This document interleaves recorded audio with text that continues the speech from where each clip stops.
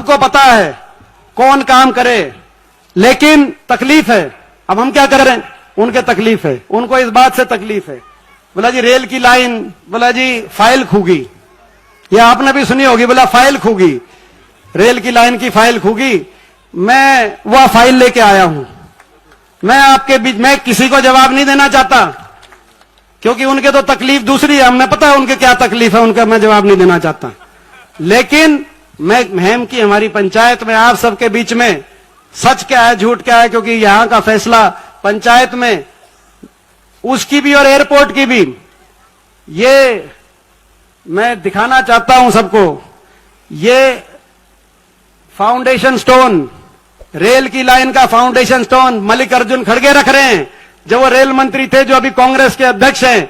साथ में हुड्डा साहब खड़े हैं, साथ में दांगी साहब खड़े हैं, हम खड़े हैं हासी के अंदर, हासी में रेल की लाइन की पटरी 9/11/2011 में प्लानिंग कमीशन ने अप्रूव करी है रेल की लाइन।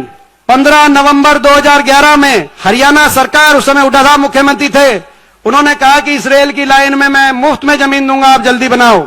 2012-13 के रेल के बजट में 143 करोड़ रुपए इस रेल की लाइन के मंजूर होकर रेल की लाइन के खाते में डल गए। 143 करोड़ 2012-13।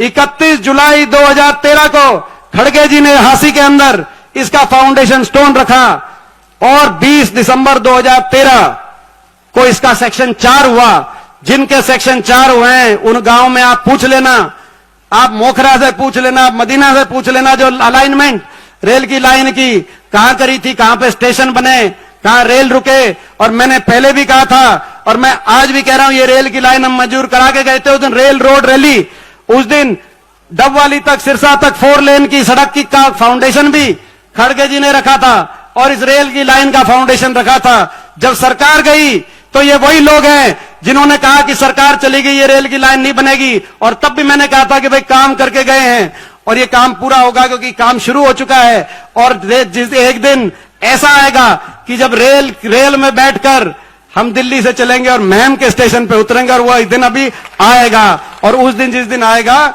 उस दिन मैं समझता हूं इन लोगों को इस बात की तकलीफ